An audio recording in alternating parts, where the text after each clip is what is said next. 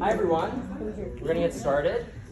I'm so excited about this session about how to use social media to create a kinder world, and I can tell you that there is no greater speaker to be delivering this session than John Oberg. So I'm going to tell you a little bit about him.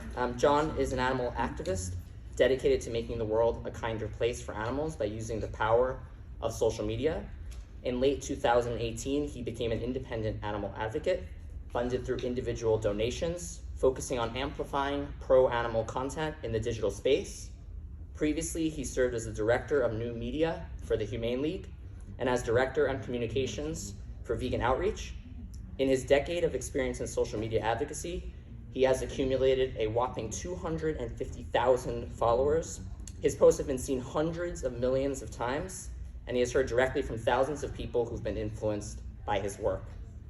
In alignment with his efforts to inspire advocates to improve their efforts for animals on social media, he launched 3 online courses through the online educational platform Advocacy Collaborative. Please welcome John Oberg. Am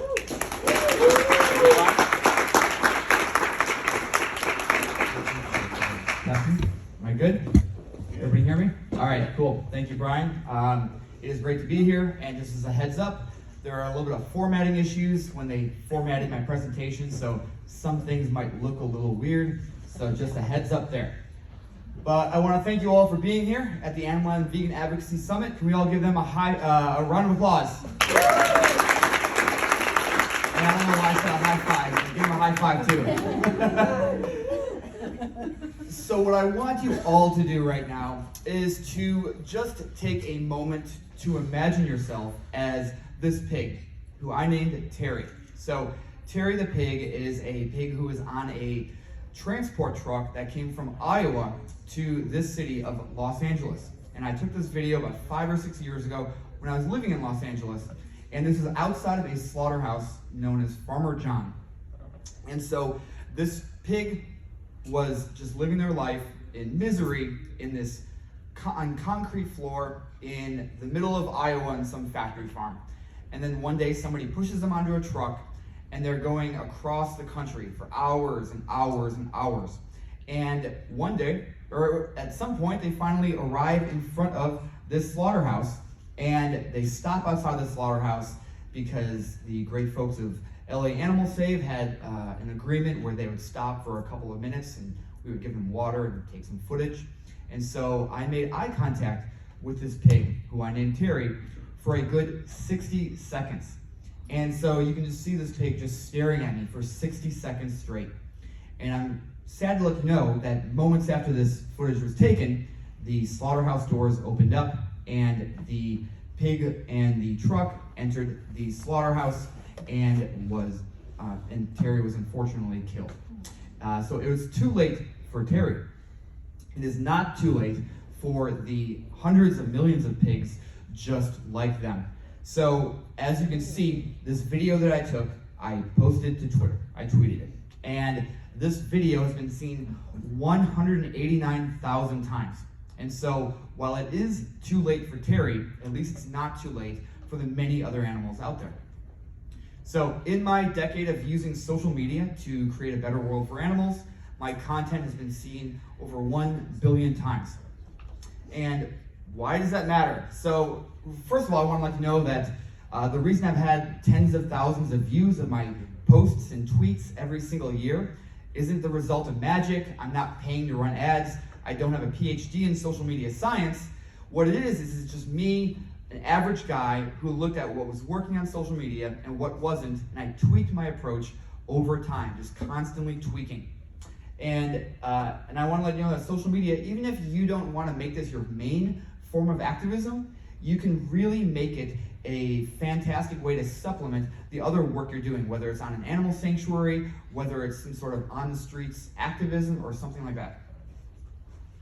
So what are the benefits of using social media? Well, there's a lot of benefits. And yes, there's a lot of bad things that come with social media. You know, people like to talk crap about social media all the time, and you know, there is a variety of problems with social media, but overall I truly believe that it is a net positive for animals. It is a way for us to really make a big difference for animals. And so it's great for education and outreach. So it's a really fantastic way to raise awareness about the ways that animals are being abused. It is a great way to inspire people to make changes that help animals. It's great for building a brand, for launching a business, for campaigning for a certain outcome, like getting a local restaurant to carry a veggie burger. And then of course for networking, which I hope you all are doing at this great conference. So the two most important metrics to pay attention to are growth and reach. And so growth is essentially just the number of followers you are accumulating. And you obviously want to have an upward trajectory of growth. So you want to get more and more followers, because then that means more and more people are going to see your content and share your content. And then that leads me to the other important metric, which is reach. How many people are seeing your content? And that is really the most important thing as activists, is that we need to get as many people as possible to see the great content that we have, because all of us in this room have really great content and really great stories to tell for the animals. So let's talk about the effective strategy in the age of social media. So first of all, you want to figure out, what do you want to get out of social media? And so what is your niche? Where do your interests overlap with your skills? So you want to also set goals for yourself when you start taking social media more seriously for the animals. And understand that, it is a long slog. It's going to take a lot of time and patience to build up a following, to build up engagement, but with enough effort, it will come in time. Manage your expectations, like I just said. Growth and progress will be very slow in the beginning, and have patience. And remember that it's you versus the algorithm. Long gone are the days where we would just post something to social media and go to the top of the news feeds of everybody who follows you. Those days are long gone. So for that reason, it's really important to really think about everything you're posting and ask, is this something that's going to get a lot of engagement? Because getting a lot of engagement is absolutely vital. Always put yourself in your audience's shoes. You are not your audience. You need to remember that when you are tweeting and posting, because it is the audience out there, like the non-vegans. It is them who need to see your content and be inspired. Post consistently. So don't just post twice one week, 10 times the next week, and then take a month off. Post a pretty consistent amount. One great way of doing that is scheduling posts in advance. I use a platform called Buffer. It's amazing. The small stuff matters as well. So fill out your bio, use the link that they provide you, and choose your profile photos carefully. And then also remember that effective social media advocacy requires constant dialogue. It isn't just one and done posting. It is really engaging with your audience. And let's talk about effective communication in the digital era. So it is very, very important for us to effectively communicate with others, because it isn't just important for people to see our content around animals, it's also important to communicate in a way that is effective. So work to empower and inspire your audience, not just depress them. It can be very easy to do just that. There's a lot of really, really bad things happening to animals on factory farms and behind the closed doors of slaughterhouses. But don't go all in on any single emotion. So really have a blend of content. So doom and gloom is okay, but in moderation. And of course, don't be a jerk. All right, when is the last time you saw someone being a jerk and you're like, I want to be like that person? Don't make others feel judged. So remember that you were on a similar journey as the people whose posts are being seen in news feeds. So it is really important to try and be the 3 R's. This is one of those times where the format is messed up. So I'm basically saying be relatable, be reasonable, and be rational when you are using social media for animal advocacy. So how to get more followers? I get asked this question a lot. There's a variety of ways in which you can get more followers. Some of the most important ways are posting good content. That sounds very obvious, but unfortunately it isn't always as obvious as it should be. Make sure you ask yourself, is this content that my audience is actually going to engage with?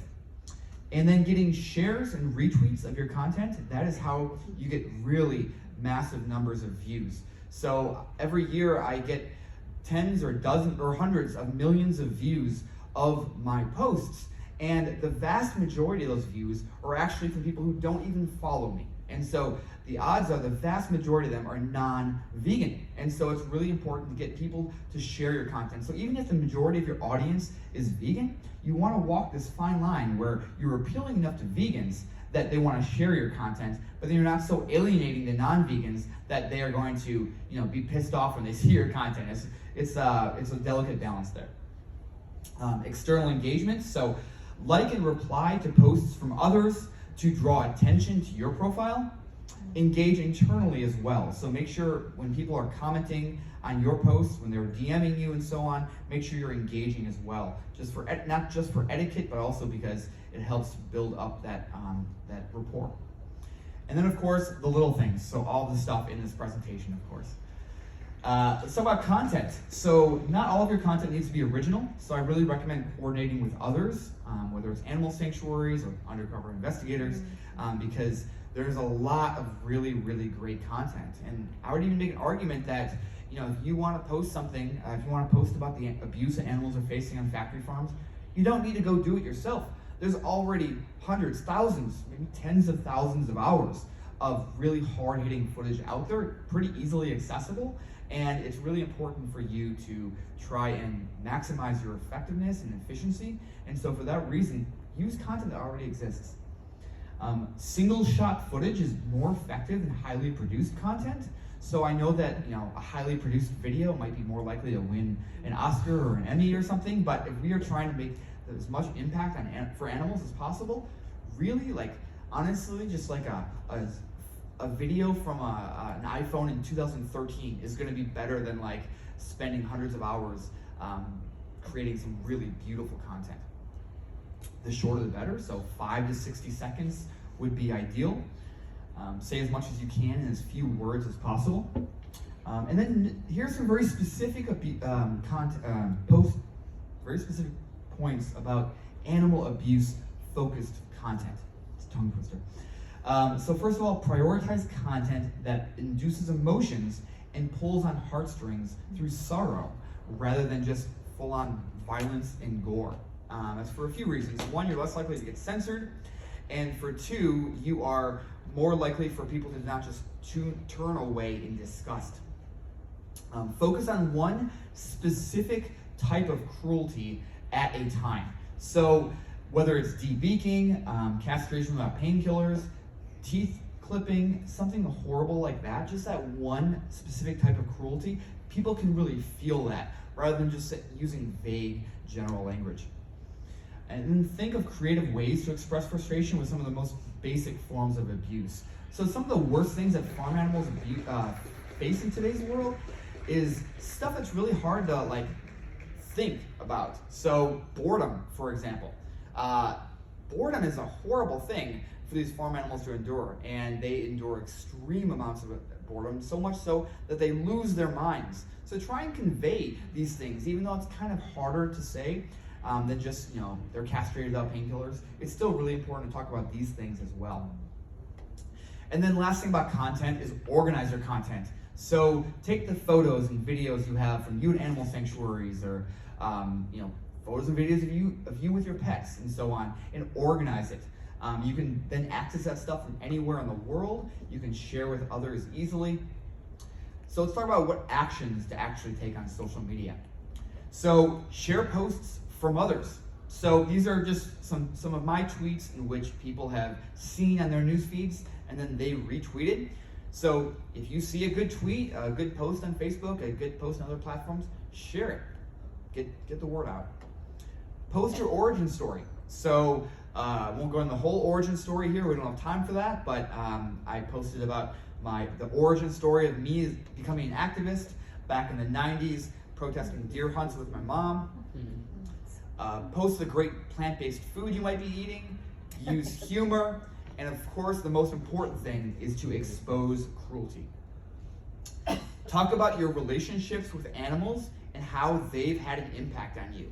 If people are following you on social media, they probably care to some degree about what you have to say about something. So it's really important for you to try and get this content out there and talk about how these animals have had an impact on you. Post a blend of various kinds of content, whether it's videos, photos, text-only posts, links, but then also happy content, sad content, educational content, funny content. Shine a light on personal achievements. So again, if people are following you on social media, they care about you, at least to some degree, right? And for that reason, they will be at least to some degree excited about your achievements. And so these achievements will often give you more credibility, and credibility will make you more effective as an animal activist. And of course, don't be accusatory. And remember that less is more. So as much as I would love to shout from the mountaintops, 100 paragraphs about the ways in which animals are being abused and why we should actually maximize our efforts for the animals and all of us go vegan overnight, sometimes less is more. Sometimes just a tweet with 7 words and 1 emoji is going to be more effective than anything else. And when in doubt, post about piglets. For profile photos, I'd recommend doing something your family and friends would appreciate for Facebook, something on the more professional side for Twitter and for LinkedIn, and for Instagram or TikTok, something a little bit more artsy or edgy. And don't put all of your vegan just eggs into one basket. What I mean by that is, you guys like that, huh? The reason I say this is because sometimes people will spend all of their time on social media building up their one profile, whether it's Instagram or TikTok or something, but if overnight that social media platform goes belly up or out of business or falls out of favor with the general public, you will have spent all that time building up that capital for nothing. I mean, when is the last time anybody heard from Tom from MySpace? When it comes to dealing with trolls and endless debates, don't do it. It is not a good use of your time, all right? You can occasionally do it a little bit, but it is not a great use of your time to spend like many minutes or hours a day interacting with one person who probably doesn't even mean the things they're saying. It's just not a good use of your time. And I'll rattle through these. What are we on? Brian, how much time we have? 3 minutes. 3 minutes, oh crap, okay, I'm not gonna go through these. Feel free to take a picture or reach out to me later with the, and I can send you the thing. I will give you 2 mini assignments real quick. So I want everybody to, after this conference, not during the conference, too much going on, after the conference, to spend an hour looking at how successful organizations and animal advocates use social media, and what are they doing and what aren't they doing. And remember that you do not need to reinvent the wheel. And then also the second assignment is to spend 30 minutes looking at your own past social media presence and learn what has worked and what hasn't worked. I also want to offer 25% off discount code to my online courses with Advocacy Collaborative.